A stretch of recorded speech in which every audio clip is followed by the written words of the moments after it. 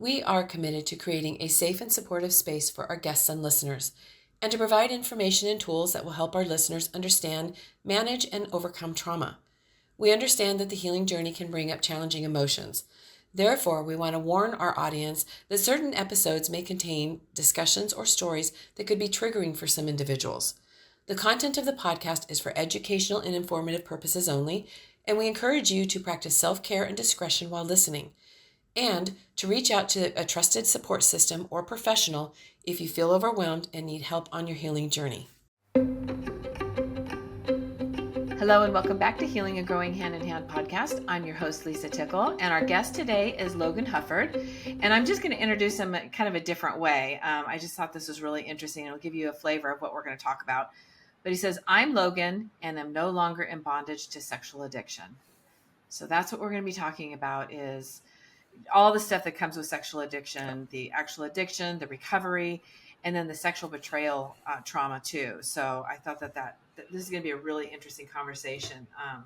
So thank you, Logan, for being here. And thank you, for sharing this, because this isn't an easy subject. It's not an easy subject to listen to. It's not an easy subject to talk about, and certainly, sharing your story. So thank you. Yeah, absolutely. Thank you so much for the opportunity to come on. Sure. So tell us a little bit about yourself and kind of what we're going to get into. Yeah. So I'm Logan. I was born and raised in Alaska. I've been here for just turned 34, married for 13 years, was raised in a family in Anchorage, Alaska, where I had a lot of love. I was cared for. I felt safe. And yet, even a great infrastructure that I was born into, that did not keep me from chasing after addiction, from getting trapped in addiction, and being married, having an incredible wife, having beautiful little baby boys. We had 4 boys inside of 5 years, all of whom were born with me acting in my addiction. Oh my. None of that was enough to keep me from making unhealthy choices. The one of the healthiest, safest, most love-filled infrastructures out there.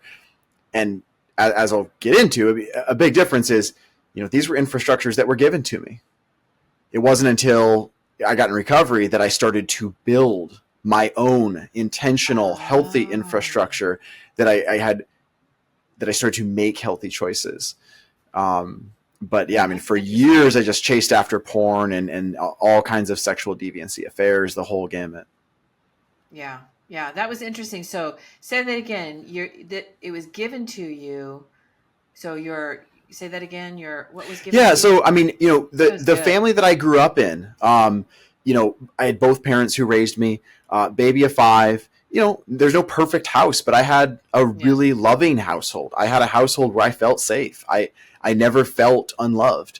Those are big words to say nowadays. I know that now, right? To be able to say, especially coming from addiction recovery, I don't meet hardly anyone that didn't suffer very severe, acute abuse and tragedy and went through traumatic childhood. That's very common, right? In addiction 97%. space. In the addiction space, 97% comes from some sort of trauma. Mm-hmm.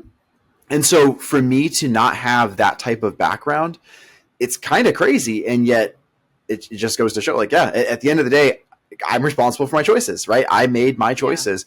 And even, got married Carrie, and, Carrie, again, not perfect, but did everything she could to be an incredible wife. And that wasn't enough, because it wasn't until I started to own my choices and own the fact that, I've got a problem, and recognizing that there is hope, because for a long time I thought that there was no hope. I'd gone too far. There's no healing for what I had done. But when God started putting people in my life that had experienced similar things to me, but they had experienced healing, that started to give me hope. And so, and then they led me on that journey of what it looks like to actually deconstruct the current way of dealing with life, my routines, my habits, my MO, deconstruct that, and then starting raw and fresh, building a healthy infrastructure, healthy routines, healthy ways of interacting with life, healthy ways of building friendships, healthy ways of being vulnerable and raw. And that it was such an incredible gift. And yet I didn't think it was possible for years. Mm-hmm. And those of us that are survivors of childhood trauma and abuse, that is often what we think. The same, that's very similar. Is it feels hopeless, and until you see someone who's walked through some healing, that gives you hope. And then when you finally start your own healing, that's what really motivates you. I'm going to ask you an obvious question, and I know we talked about this in our pre-interview, but because that's uncommon, right? So only 3% of the people who have some form of addiction did not come from some sort of traumatic background. So what do you think caused you to have an addiction?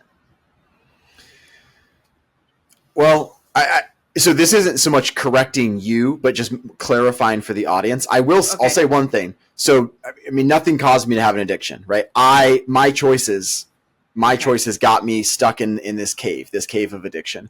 I emphasize that because I'm not an addiction denier. I believe that addiction is a very real thing. I push back on a lot of the verbiage that is attached to addiction in the sense of like, it's something that happens to me. I have a passive role. And I don't want to get into like a straw man argument, but I always will make that very, very clear. Like, I made choices. I took steps, even as a kid, where I definitely was not fully aware of what I was doing. And I certainly was not aware of dopamine and how these things work. Mm-hmm. But I still chose to do wrong things. I still chose to hide secrets. I still chose to do things. It wasn't addiction's fault. It wasn't anything or anyone else's fault. It was, I got myself stuck in a cave. And yeah, I didn't know how to get out of the cave. I didn't know if I could get out of the cave, but nobody put me in that cave except for Logan Hufford. But I mean, there really isn't, there's no tangible thing that I can point to like, well, yeah, this happened or that happened. Just sounds over time, it just happened, which the idea of like an addictive personality. I'm somebody that would fall into that classification for sure, where, I mean, I've always been somebody who, I mean, you talk about, I got to get burned by the stove. Like, I didn't have to get burned by the stove. I had to like get burned by the stove 4 times. And then maybe I would start to stop putting my hand on the stove. So I've tended to be that type of person in many ways. And, taking risks and just, trying for something dangerous, something sexy, something, something forbidden. Like, that's always been a big tendency for me, that if I'm not careful, if I'm not intentional, if I'm not healthy, I've tended to chase after that. In no ways bigger, in no ways more destructive, of course, than, sexuality. But I mean, that played out with my sports gambling addiction. That played out with drinking. That played out with how I drove my car. It was everything.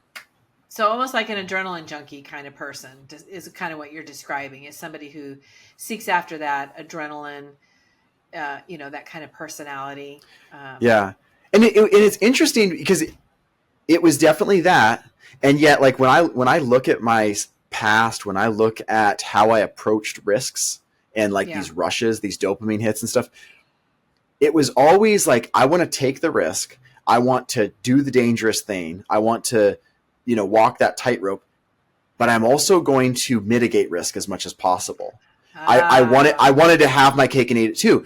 I mean, when I got so deep into my addiction, like when I was hiring prostitutes, I remember what it was like for me to go to the meeting place, to go to the hotel, and I would like run through in my head, like different scenarios of like, what if this is like, what if there's a cop there? What if this happens? What if that happens?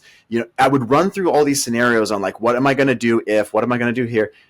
And so it was, on one hand, like, I was very intentional to protect certain aspects of myself, not actually protecting myself as a human, certainly not protecting my family, protecting my addiction, right? Protecting my secrets, protecting my freedom, or freedom as I saw it. Mm-hmm. So And that's always been the case. I mean, as a kid, sneaking out and doing stuff as I was like an older teenager, but I would have a limit to it. Like I wouldn't try to go too far because I didn't want to get in trouble, and so it was like I would always try to take the risk but pull back just enough. It's like I'll jump in the fire, but I know just the moment to get out before I get burned, or so I thought.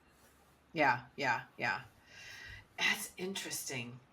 Because I kind of get it. I kind of get it. But it's interesting that you, yeah, anyway. So tell me a little more about, okay, so when did this start? When did your addiction, because it sounds like you had more than one, but the biggest one was the sexual addiction. Yeah. So when did you see, when you look back, when do you think it started with you? The first memory I have definitely was, and I don't remember the exact age, but I definitely remember the behavior. I always arbitrarily used the number 9. Like I was around 9 years old because it was definitely before puberty and understanding sex or anything like that. So maybe I was 10, I don't know. But my introduction to sexual addiction, my introduction to porn was something that on the surface would seem like the most benign thing. Well, maybe not the most, but a pretty benign thing.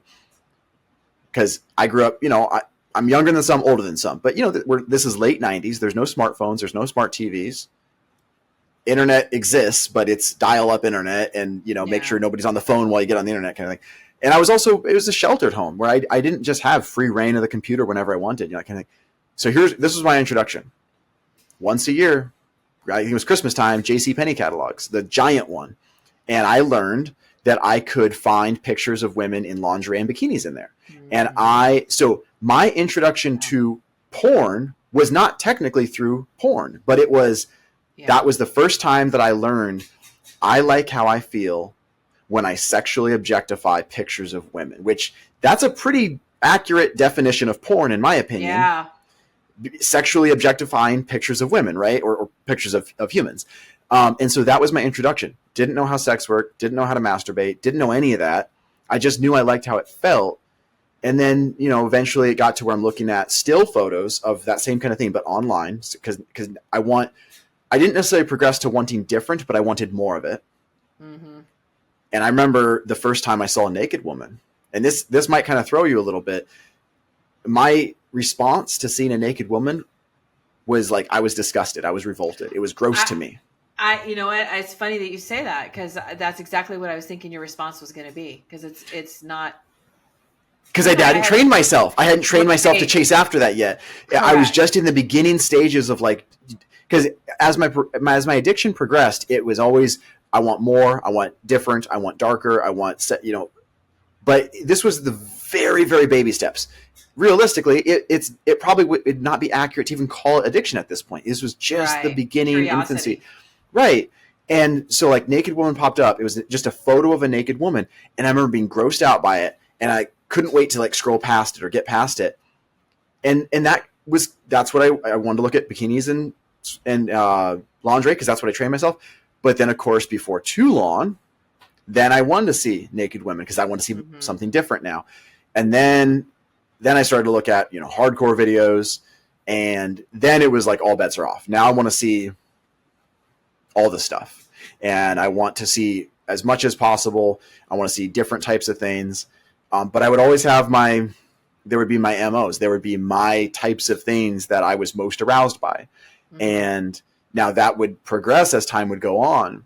But, I knew how I had trained myself. I didn't know neural pathways. I didn't know any of that stuff, but I know now, I had certain roads that were very well groomed, certain pathways that were very well worn, that as soon as I would see something that would trigger me, and then boom, almost seemingly automatically, I'm jumping from here to, okay, now I'm looking up this specific video.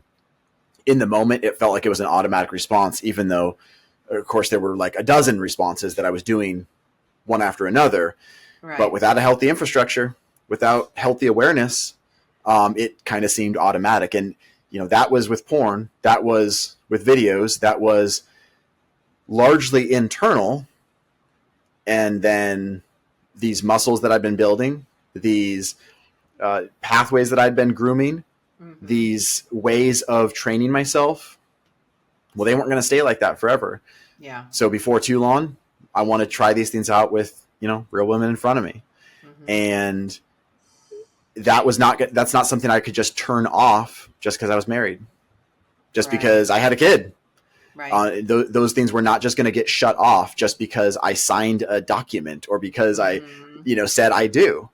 Mm-hmm. And so over the next several years, as I was married and had kids and building a family, I just got so embroiled in this where I had a double life of affairs, constant pornography, and flirting, and just seeking out whatever I could get from every woman I came across.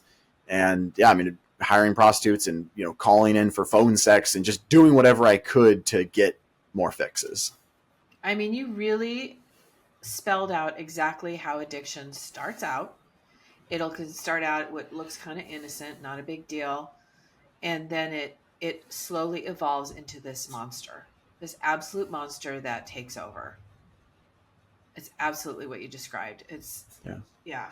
And I have experience on this on the other end, and we kind of talked about this. Yeah. I was in a relationship where my partner had issues with pornography, and it was really interesting learning certain things about that. We'll talk about that, but so I can give the view of what it feels like on basically kind of your wife's end a little bit. Right. And talk about that. But I guess, the first question, and you had two really great questions. And the first one is porn cheating. Is porn Absolutely. cheating? Yeah. Yeah. And my view is, in my life, if my husband were, I don't think it's necessary. It wasn't, I didn't feel like it was cheat. Well, I guess it did feel like it was cheating. If there's I don't know. I don't know how to answer that. What is your opinion?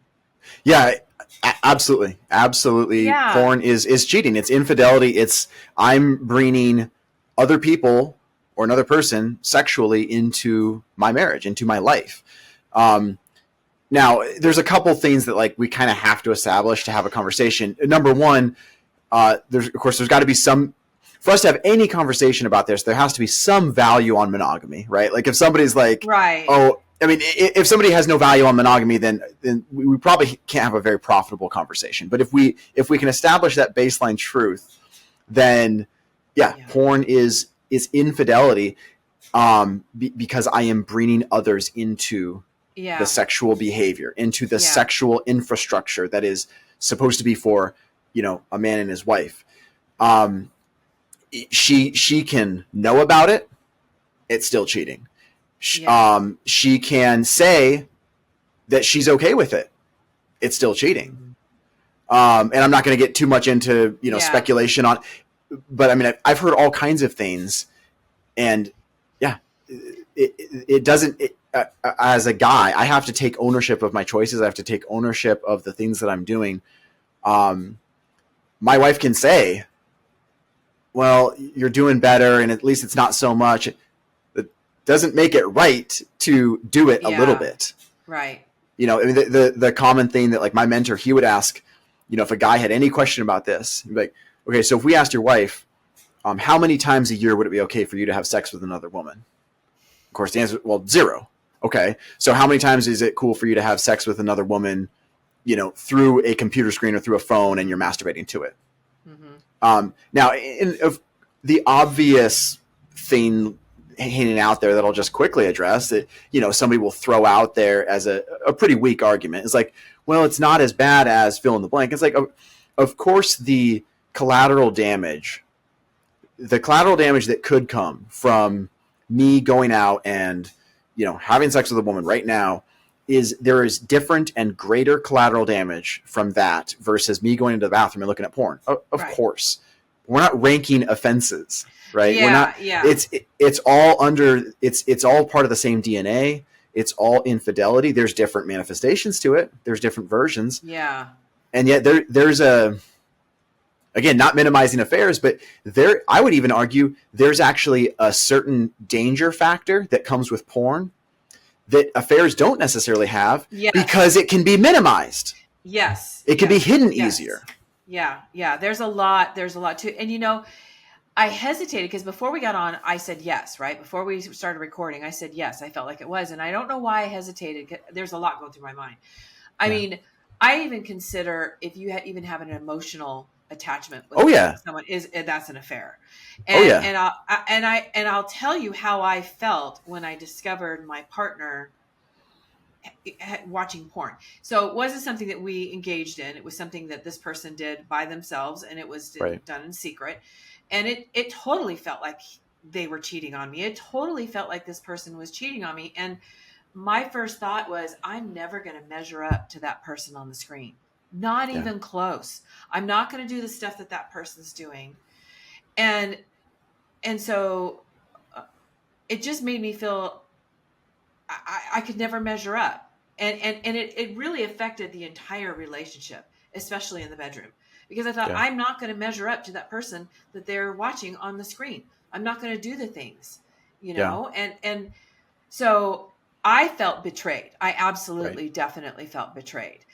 No, it's not like the person went out and had an affair with someone. No, to me, that's a whole nother level. But to me, I don't want porn in my relationship. So finding out, discovering it by surprise, and then it spun me out. It definitely did.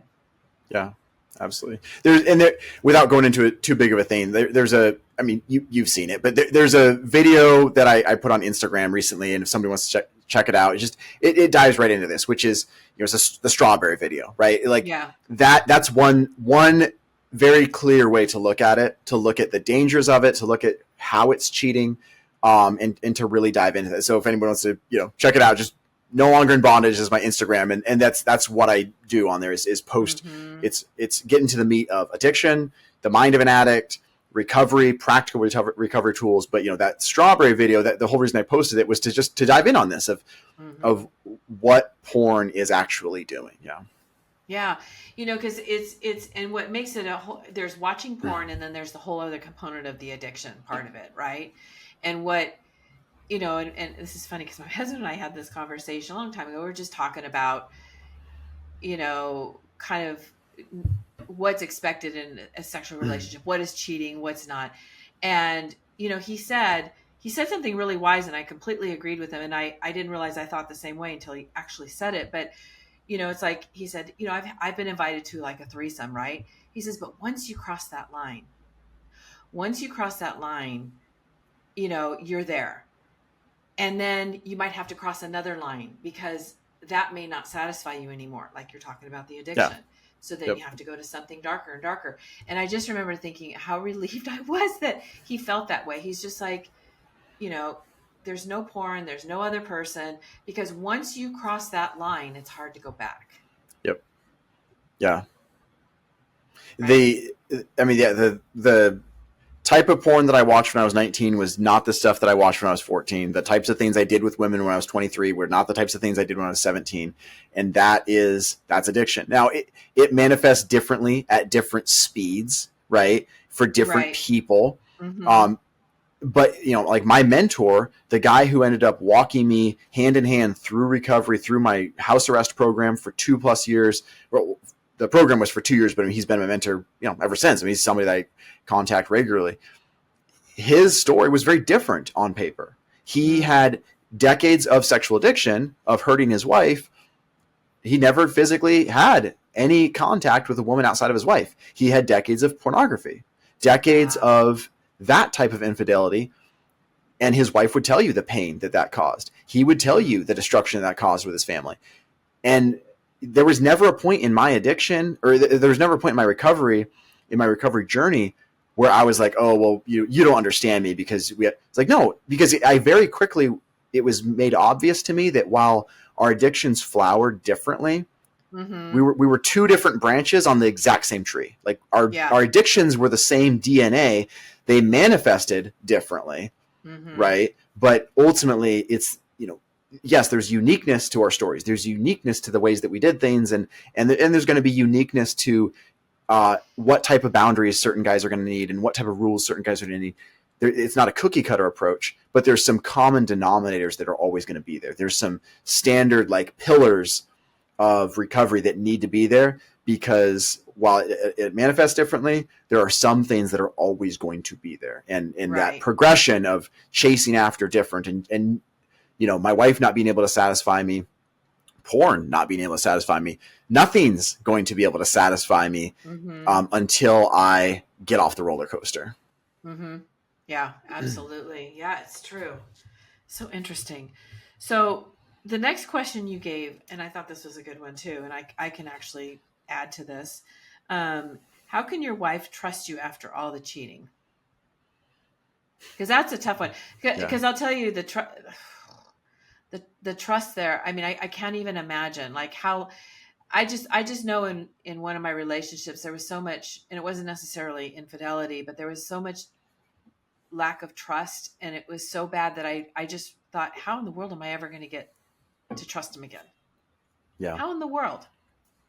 So there's a few components that I'll go into, but the number one thing. So my mentor, his name is Rick, and he's been my mentor, and he's become my best friend. His wife has mentored Carrie, and so that was an awesome thing, is that our mentors were also married to each other and could walk with us in that way. And something that Carrie's mentor taught her early on, and Carrie, as she leads with women now, leads women through sexual betrayal trauma healing, she tries to instill in them, is this idea of believable behavior.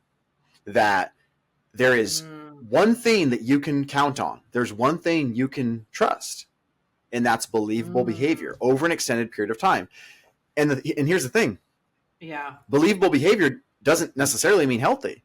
If you are in a relationship with somebody and they are continually saying one thing and doing another, that's believable. Yeah. So you can trust that. You can trust that, meaning you can respond appropriately. Right. And you can stop listening to their words for at least for a while until they change. So Patty taught Carrie early on, taught my wife early on. You don't listen to Logan's words and Logan's promises. Not necessarily that they were all going to be lies, right? But she's not going to know which ones are lies. To some level, I wouldn't even necessarily know which ones are going to be true, like because I'm not healthy. I was not in a place to be an objective person and to know which things are real and which things are kind of half. So trust behavior, trust what he is doing, not what he is saying. And it's not like, okay, my sobriety date was May 19th, 2016. It's not like May 20th, I became healthy Logan. No, it was a non-linear journey. It was a journey that has taken time, and every day, is an exercise in humility. Every day is an exercise in, going back to my roots and working on things, but progressive victory, not perfection, but progressively working on things, progressively getting healthier. And so Carrie learned to trust that. The other part, now this is descriptive. And ideally it would be prescriptive, but not everyone has the groups that we had available to us. Although, that's something we can get into, is like, what does it look like to find resources and find groups? Yeah. Right? Yes. But with Carrie, she gave up a lot of, she could have held on to my recovery. She could have been like, I'm going to watch you like a hawk. I'm going to, you're going to check in with me every time you get to work. You're going to check in with me here. Every time you get tempted, you're going to tell me she could have done that. And logically, a lot of people go there. And to some extent, we started to go there at first. And Rick and Patty very quickly were like, no, that's not how this works.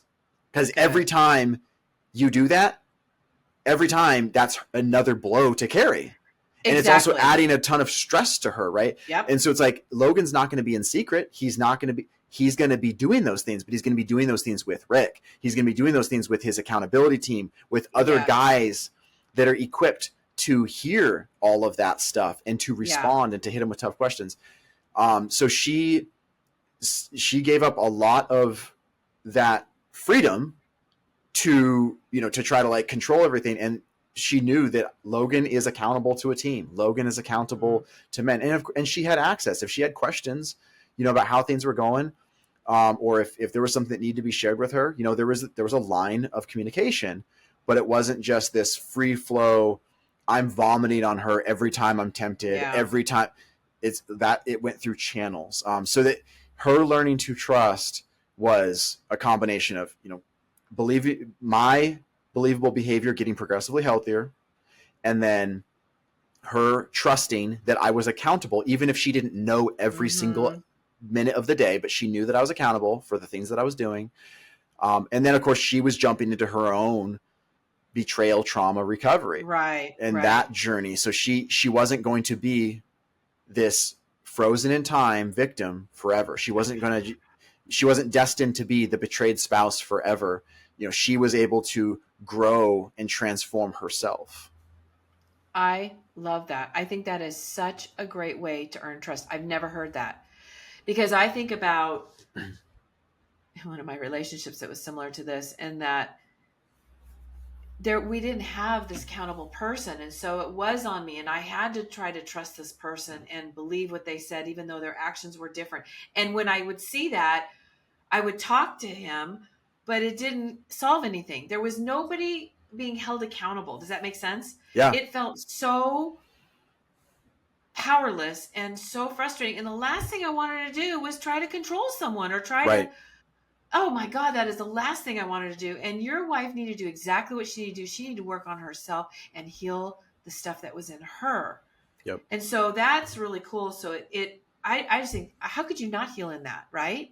Because you've got a safe place where you can go and you can say things. Because I would imagine if every time you had a temptation, you went to your wife and you said, I was tempted again today. She's starting from scratch again. She's starting from zero. There would literally be things where, and here's the kicker. This was me trying to be healthy. This was her trying to help me. This wasn't like me trying to chase after addiction. I would be like at the bank, and I would be texting her like, oh, the teller is attractive, and I'm trying not to flirt with her, and I'm trying not to, look at her chest. And it's like, that sounds crazy for me to say that, but like, my MO was so far gone to where every woman I dealt with, pretty much, I would do what I could to just chase after and take what I could get.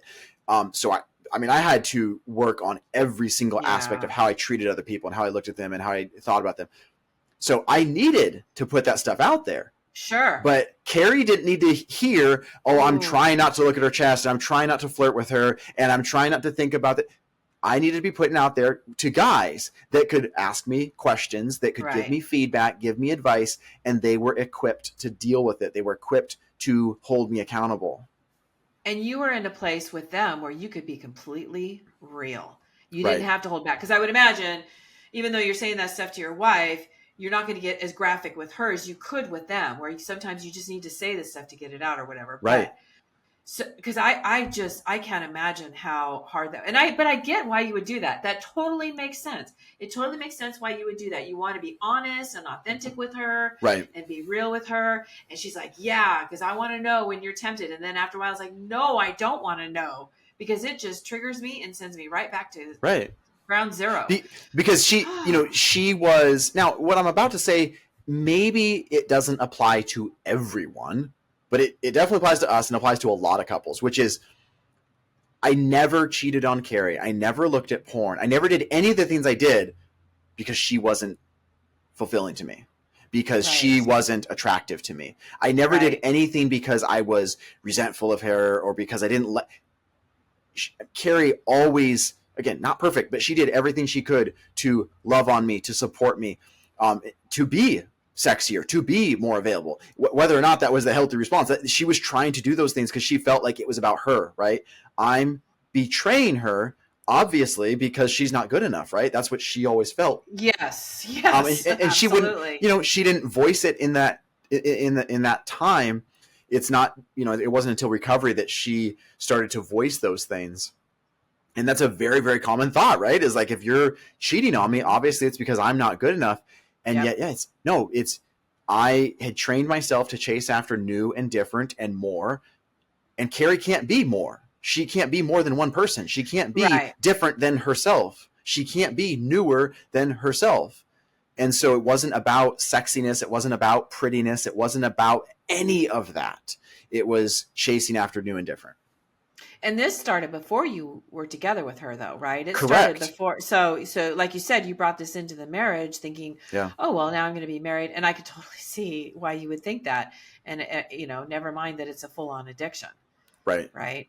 So how long into your marriage before this went on, before you both started getting help? And what did you do? I mean, I know you got a mentor, right? Yep. So we got married June 4th, 2011. I first confessed sexual affairs 6 months after that. Then it was several years of this roller coaster. Every time I'd have another sexual affair, I'd confess to her and just vomit on her, right? Just, I did all this crap. I'm so sorry. I'll never do it again. It didn't change any of my behaviors. That continued for several years. 2015, that's when she gave me an ultimatum. She said, okay, if you don't get help, you don't make some serious changes, then I'm gone. Mm-hmm. That was 2015. I didn't get sober until May of 2016. So it was not this perfect journey, but I did start to do things differently. I started to go to groups. I started to try some things. That's weak verbiage, but it's accurate. I started to try some things. Went to a few different types of groups and I'll share on this. I encountered different groups. Now, number one, I was not a healthy person. So I'm not going to pretend that my opinion of other groups should be taken with a ton of weight. I will say this though. I've also encountered other recovery groups and organizations since then. My thought process still holds true, which is a lot of recovery groups, they're set up in such a way that they highly value you to feel safe, which is good. You should feel safe, right? If I'm going to go to a recovery group, if I'm going to spill my guts out, I need to feel safe. So that's good. But safety gets put on such a pedestal. And then what happens is people need to feel safe.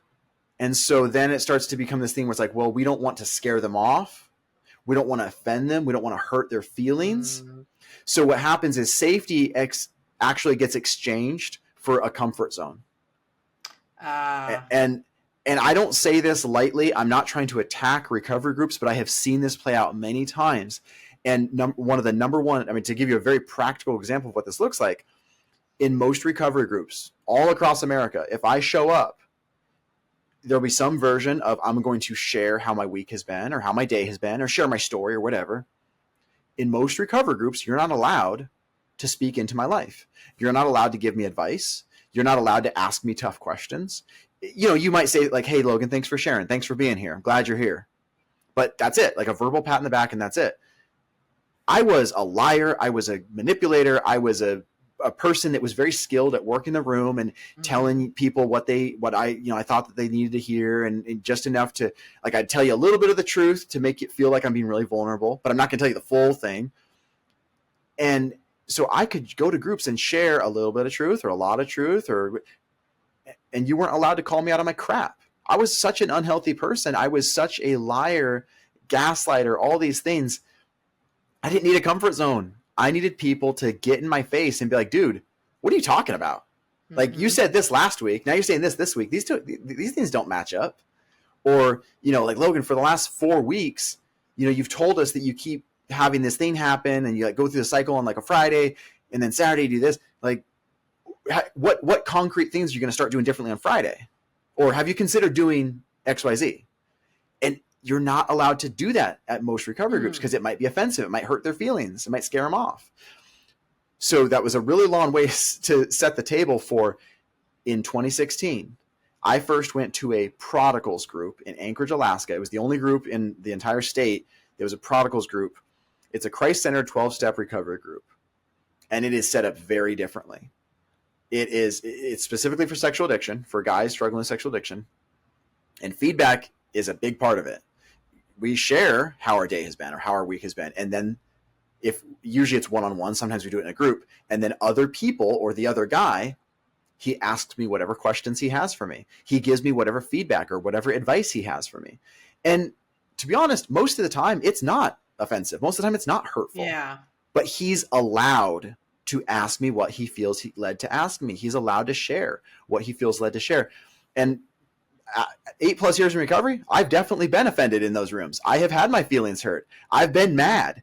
And you know what? There have been times where even now, as a relatively healthy person, Lisa, I'm pretty sure that people have given me feedback where they're off base. I'm pretty sure that there have been times where they didn't get their facts straight. And maybe they were speaking from a place of immaturity. That's okay. Mm-hmm. Like that's part of growing up, right? That's part of life is I don't have to take all of your advice immediately. I don't have to become you, but it does some good to chew on feedback. It does some good to hear and have to shut up and listen and not necessarily take all of your advice, but shut up and listen and absorb it and chew on it and consider it. Mm-hmm. And it was a big, I mean, there's a lot of factors that made prodigals different, but that's one of the number one practical differences with prodigals versus other recovery groups. Well, and I will say that when I've been called out on my stuff, when someone has said something to me that made me go, whoa, wait a minute, or offended me, it has caused me to do that. Exactly. I chew on it. And to this day, that thing that they said to me took me in a different direction, but it was a good thing. At the moment it hurt, you feel it like, oh, or it makes you mad or whatever. But inside, wait a minute, listen, just listen. And there's wisdom in there. And sometimes we need that. Sometimes it's almost like a little smack across the cheek, to kind of get your attention and snap you out of it so that you'll listen. Yeah. That's what I need sometimes. The very first, the very first memory I have of meeting my mentor, Rick, it was actually at a Celebrate Recovery. So it was a different recovery group. And then he invited me to a prodigals group. And then a while later, several weeks later, a couple months later, I finally went with him. But one of the first memories after that was a time where he really offended me. He hurt my feelings. And it wasn't by doing anything wrong, but it was by him being real. I had suggested that we get together for coffee every now and again and talk about things. And in my head, I'm really trying to do things. And he was like, no, I don't have time for that. And then he quickly followed up. He goes, if you want to seriously work on things, I'll walk with you. But we're not going to get together for coffee every now and again. It's not going to be a lightweight buddy. He's like, it's not going to be on your terms and it's not going to be lightweight. But that absolutely was hurtful to me. I didn't enjoy that, especially because through basically my entire life, nobody had talked to me like that. I'd always been able to get my way. I'd always been able to emotionally manipulate. And so that was very different. But that was in hindsight, it didn't feel like in the moment, but that was such a beautiful wake-up call to God, putting these landmarks in my life that hey, Logan, things are going to be different now. The ultimatum was a big landmark. That conversation with Rick was another big landmark where things are going to be different now. You're not going to just get your way whenever you want. Oh, I love that. And one of I don't know about you. I'm going to say this. I hate getting tough feedback. I still don't enjoy it. No, I still don't enjoy it. I enjoy getting feedback if it's the what is it? The sandwich, right? Was positive feedback, a little negative, a little positive. That's pretty enjoyable. If somebody's dude, you're falling short here. You need to pick up your weight here. You need to start doing things differently. 8+ years in recovery, pretty healthy person. I don't enjoy those moments. I do not like them. I recognize the value in them. And I think I'm pretty good at recognizing the value even in the moment, but I don't enjoy them. They're not fun. No, they are life changers though. But I know at the moment you're kind of wait, I thought I was doing so good. What happened? Wait, what?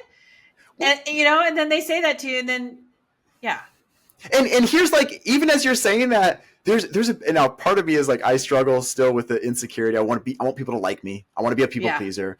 And so my thought is this literally just happened with somebody a couple of weeks ago where somebody, and again, there was nothing hurtful or offensive about what they were saying, but it didn't feel very cozy. It didn't feel very comfy, this bit of feedback that somebody gave me. And my first thought was oh, I thought we were getting along. I thought you liked me. That was literally my first thought. Yes. When it's I know better. They're giving me feedback out of love. They're giving me feedback because they want me to be better, right? And yet that there's still that part of me that probably will never die, right? I'll work on it, but it's always going to be there in the that unhealthy part of oh man, if they're giving me tough feedback, that means they don't like me. And it's of course that's not what that means. If they didn't like me, they would just brush past it. They wouldn't even bother with you. Yeah. I mean, Yeah. that feedback, it hits you, but it's good for you. Yeah.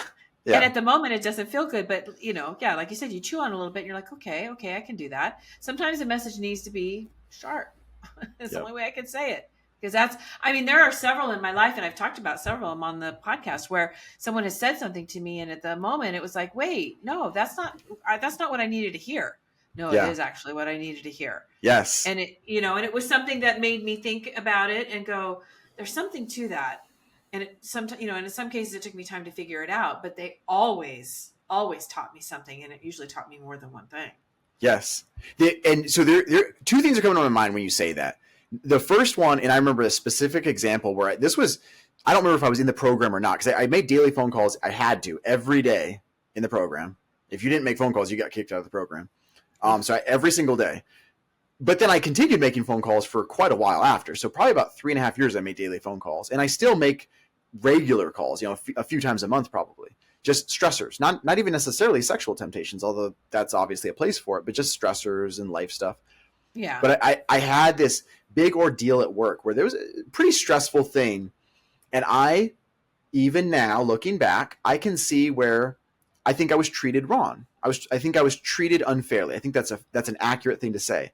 And yet, that was my only focus when I made this phone call. Was right. Like, my jerk boss did this, and he's such a jerk, and I'm such a victim. And this guy that talked to me, and he was loving. He wasn't hurtful in his tone or anything, but he laid into me in a healthy way. Mm-hmm. And he like peeled back my exoskeleton and exposed me to like, dude, do you realize how selfish you're sounding right now? Do you realize how self-focused you are being? Like, you're only considering your way. You're only considering your feelings. Mm-hmm. You're not considering your part in this. Because I had a part that I played in it. Sure. I wasn't looking at that. And there was a part of me that was like, dude, but you're blowing past how I was treated Mm-hmm. wrong. You're blowing past how my boss did do something that was wrong.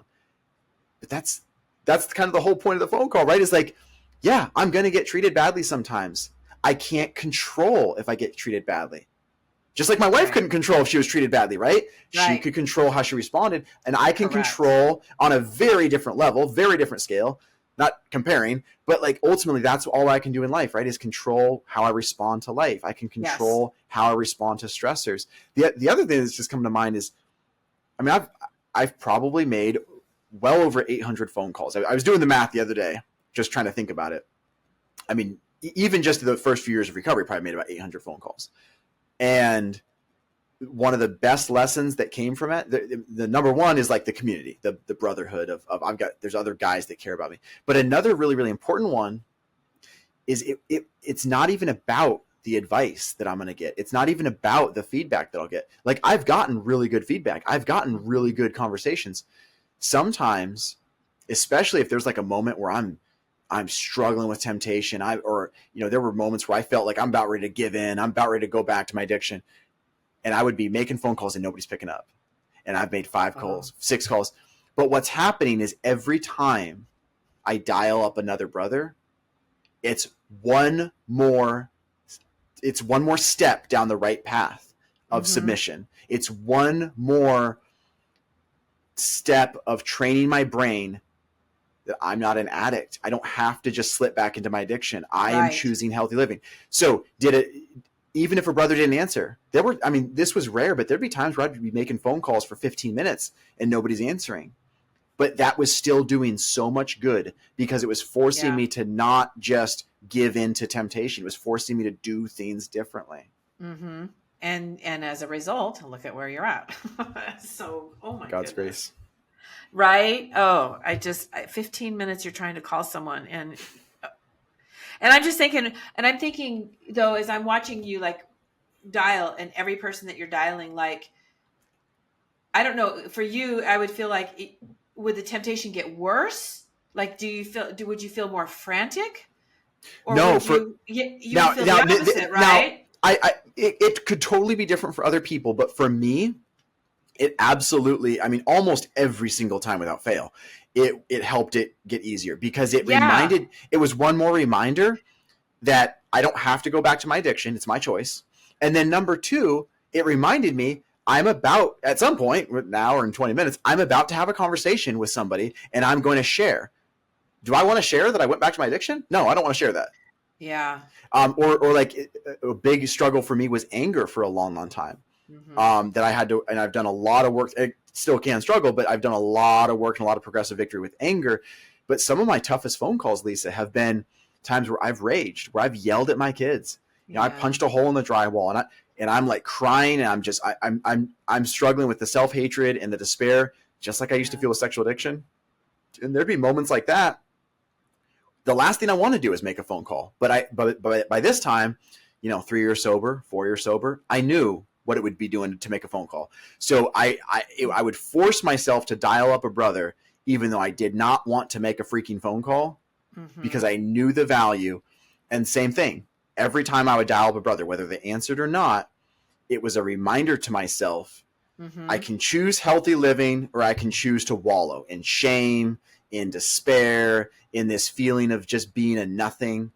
Or I can choose healthy living, and I can get a hold of a brother whenever somebody eventually answers. Right. And just knowing that I'm going to have a conversation. So what do I want to share? Do I want to share that I went back to fill in the blank? Or do I want to share that, okay, I struggled and maybe I did make some bad choices, but I'm not staying in that spot?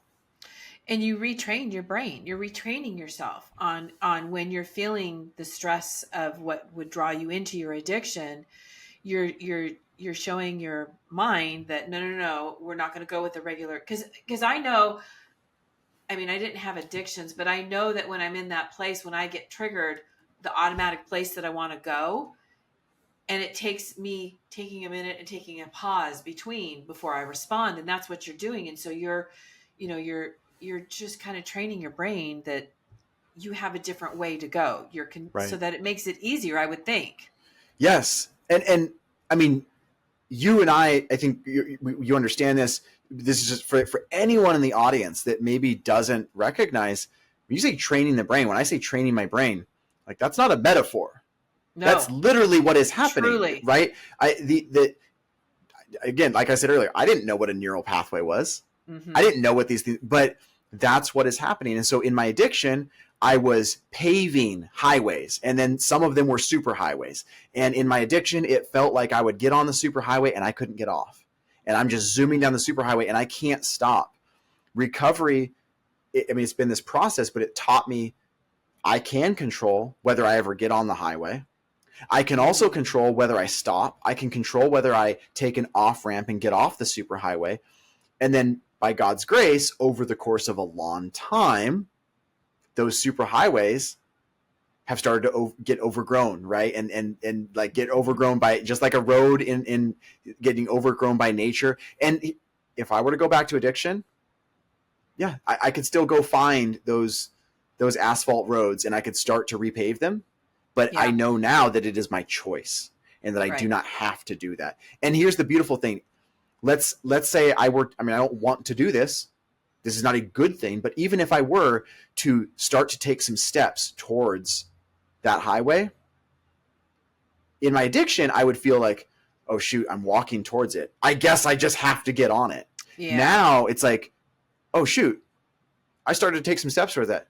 Okay, let me walk back. Let me walk back and go back to the right path. And it's slowing down and allowing myself to realize, honestly, what comes to mind. I mean, if we've all seen the movies, or at least we've seen the clips of The Matrix, right, with the bullets.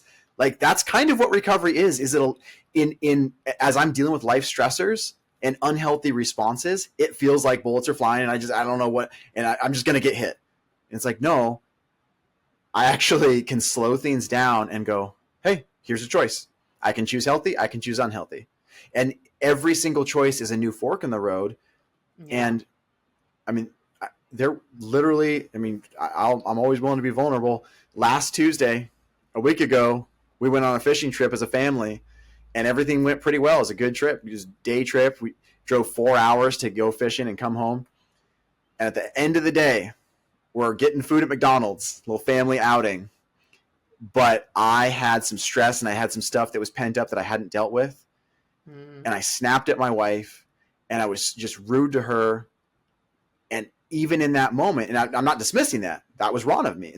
And I sought reconciliation, apologized to her, apologized to my boys. But even then, like in my addiction, that would have just become this thing where it's just going to snowball. And then I'm probably going to look at porn tonight. And then tomorrow I'm probably going to flirt with, because it's like, I've chosen to be unhealthy. I just have to continue being unhealthy. Whereas like, no, I did something that was wrong. I snapped at Carrie and I shouldn't have done that. And I was a jerk to her and I shouldn't have done that. But I still have more forks in the road. I can still choose the right path. Right, right. And I think, in my opinion, and I talk about this on my podcast all the time, that the thing that you really need in order to begin your healing journey is self-awareness. And so what you're slowing down is self-awareness. So that's exactly, you're just using a different term, but you slow down. Right. And it's the same thing like when I get triggered, right? I get triggered, and if I don't have self-awareness, it's weird because a trigger and the addiction and your response to the addiction is very similar, because you get triggered and then you just react. Yep. You just without thinking. And I know exactly what you mean when you say, I feel like I had no control. Like there was nothing I could do. I'm on this cycle and this is it. I don't know how to get off. And so having the self-awareness is, and I talk about how empowering it is, and that is what is empowering for you, because without that self-awareness, you would have done exactly what you said said could have happened without your self-awareness. But the self-awareness makes you pay attention to what's going on around you and what's going on within you, and gives you pause so that you can work through it and respond or react or whatever it is you need to do appropriately in a healthy manner for you and everybody else. Yep.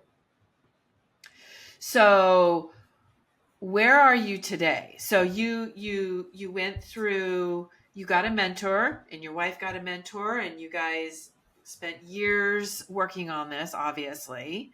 So where are you today? Yeah. So it's been 8+ years. And to some level, I'm always going to have recovery a part of my life for me. Like I'm always going to have accountability. I don't ever want there to be a part of my life or a point in my life where I don't have at least a couple guys that know my stuff, that know my story. They know my triggers. They know where I've gone in my addiction, and they know what's going on in my day-to-day life, and they can speak into that.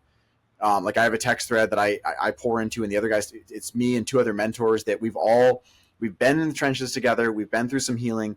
We have different stories, but we have a lot of common denominators, and we pour stuff into that. Sexual temptations, or again, stressors, frustrations, best believe when I snapped at Carrie, that was going in the text thread, right? And I'm getting questions, getting feedback. So like that, now the manifestation of what accountability looks like, that'll change, and maybe one of those guys will move away and things will change, but I'm always going to have that accountability.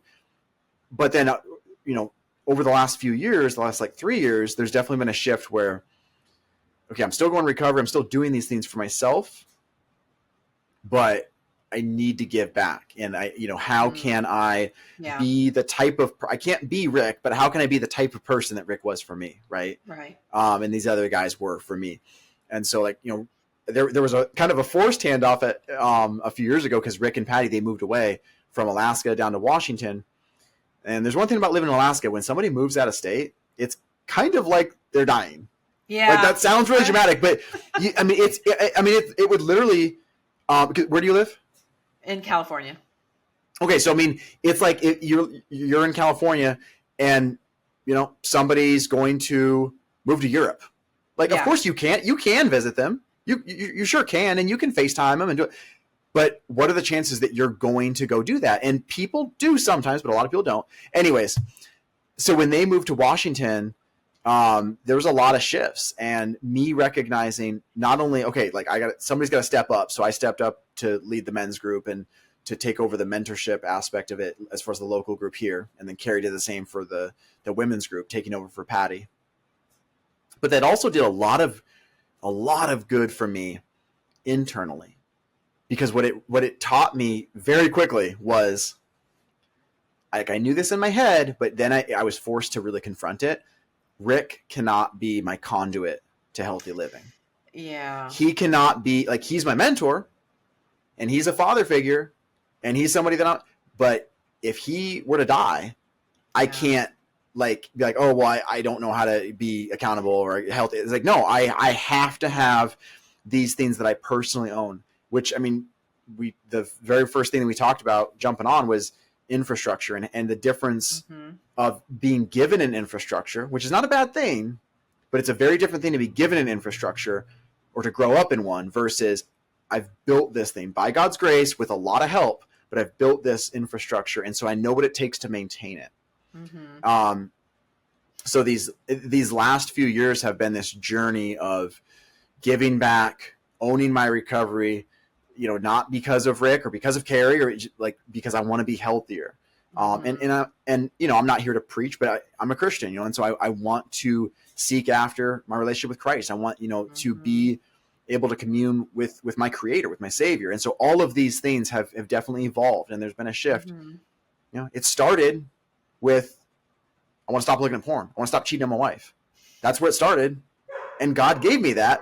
But he also, your dog's getting excited. They like that. But God absolutely gave me deliverance from looking at porn and having affairs, but he gave me so much more. It's like it transformed how I live life. Yes. And my relationship with Carrie and everything.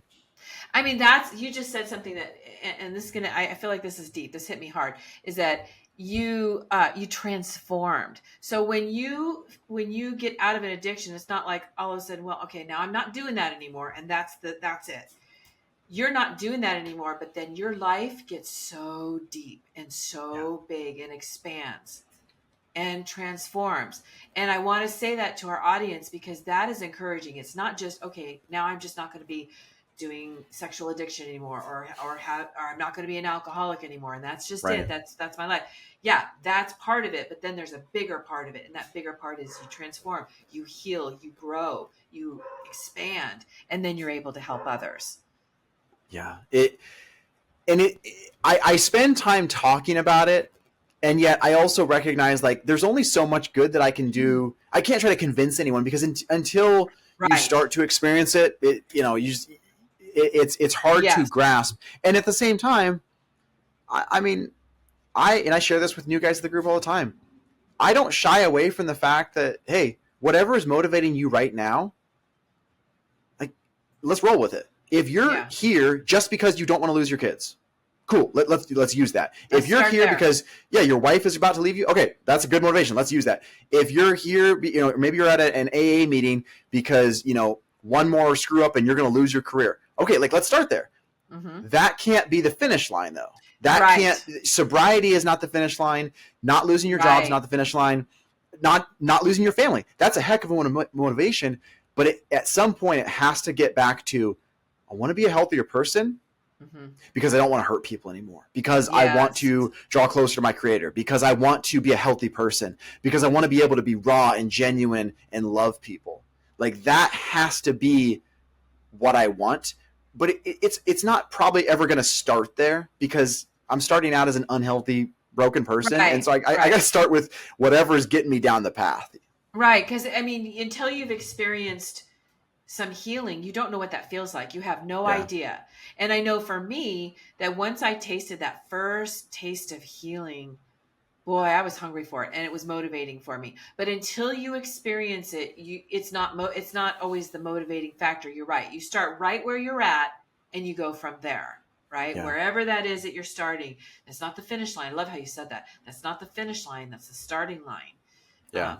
I love that. That's awesome. You explained that really well. So these two groups, the men and women's group that you and your wife, are they open to people to join, or is it just within your community? So they are local groups only. We don't do an online version of them.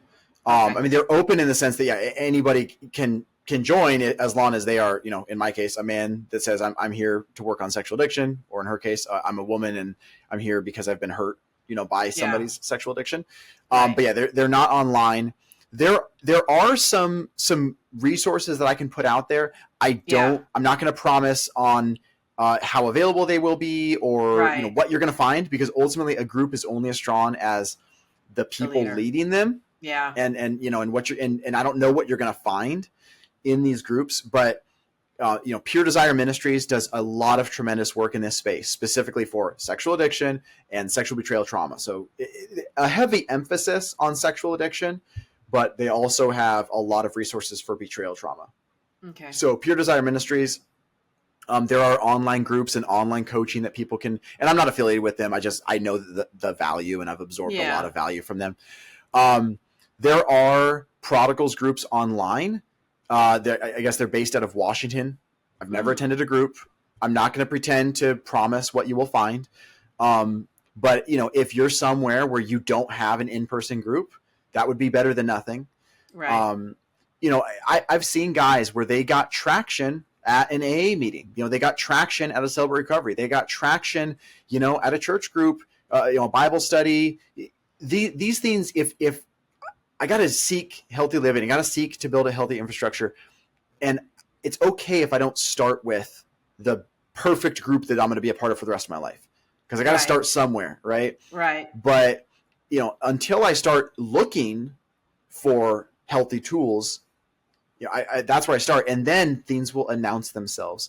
So, I would encourage people just, seek out groups or seek out groups and organizations where there's people who have experienced some of the stuff that you've experienced. They're not going to have the exact same story, but they've got some version of it. They've been in the trenches, but they've got the type of life you want. They have the type of healing that you want, the type of freedom that you want.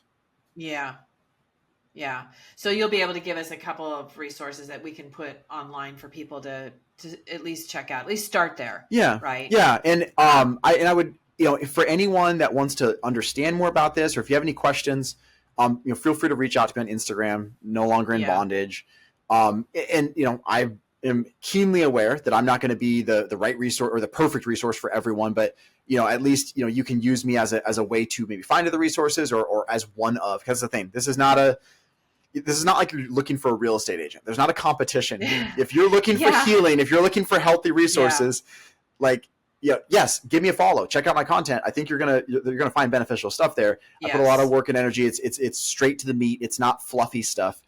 Yeah. But check out some other stuff too. Check out some other coaches, some other recovery ministries. Because there aren't nearly enough resources, but there are a lot of resources. Yeah. There's not nearly enough. I agree. Well, and I know we'll have all your contact information available for everybody so they can reach out to you if they have any questions, or maybe if you can give them more resources, that would be awesome. Yeah. And then I always have one last question. What do you want to leave the listeners with?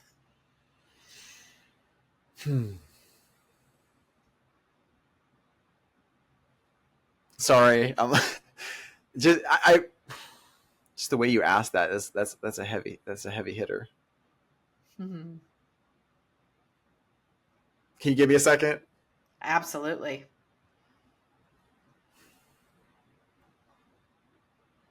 Okay.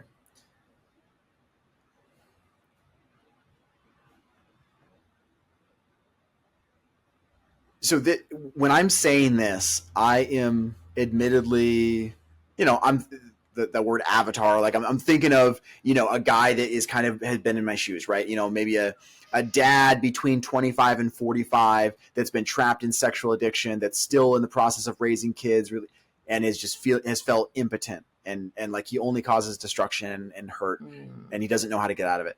So that's kind of a person that I'm speaking to. But for anyone that has experienced trauma, that has been hurt deeply, that has suffered from addiction, anyone who has experienced brokenness, whether they were more of the perpetrator or more were somebody who was victimized, either way, there is no point that I can get to in life where healing is not possible. Now and that might sound like overly optimistic and like, I'm not pretending that natural consequences don't come into play, right? Right. One of the guys that I know in recovery, who is one of my closest brothers in recovery, he went to prison for his crimes. Mm-hmm. And I'll say, like, he's somebody where, the future of what he's able to do in some ways is going to be limited. Yeah. Because he did some things. Right. That's real. Mm-hmm. That doesn't mean that healing is impossible for him. And I've watched this man over the last several years completely pour himself into recovery, into submission and transformation. Healing is still possible, even though there's natural consequences. Most of the guys that have submitted themselves to recovery, they have, by God's grace, their wives have also experienced healing and they've experienced restoration of marriage, but not all. I know a couple guys that have become very healthy guys that have transformed. Their wives have understandably left them. Yeah. So natural consequences, of course, are real, but healing is available. And then, on that flip side, as you spoke to, as my wife Carrie would speak to, it doesn't mean, I mean, we don't want people to get divorced just to get divorced, but we recognize that, if a woman chooses to leave, sometimes that's gonna happen. Sometimes that's gonna be the case, especially if the guy's not seeking healthy living, right? And he's just continually abusing her. But healing is still possible. There is no point that I can get to that it's like I've crossed this point of no return. Healing is always possible, but I've got to seek it out. Yeah, I love how you put that. Exactly. You have to seek it out. It's not just going to be handed over to you, but you're right. It's never too late to heal. It is never too late to heal. And it's absolutely worth it. And the effect that you can have on everybody from your healing. I mean, imagine the effect you had on people when you were in your addiction, and now the effect you have from your healing. And it's like a rippling effect. It's going out. You're now paying it forward. I think they call it post-traumatic. Well, you weren't traumatized, but they do call it post-traumatic healing, where you're going out. You're taking your stuff and you've healed from it, and now you're paying it forward. And I think that's awesome. And so, Logan, I want to thank you so much for being on here and sharing this. Like I said, it's not an easy subject, but it needs to be talked about, because there's just not enough. There's not enough of us talking about it and the resources out there and getting the help, because especially being a man, it's taboo. And so we need to get it out there more. And so I want to thank you for sharing your story and your resources and making yourself available to others. Thank you so much. Absolutely. Thank you so much for having me, Lisa. It's been awesome. It was great.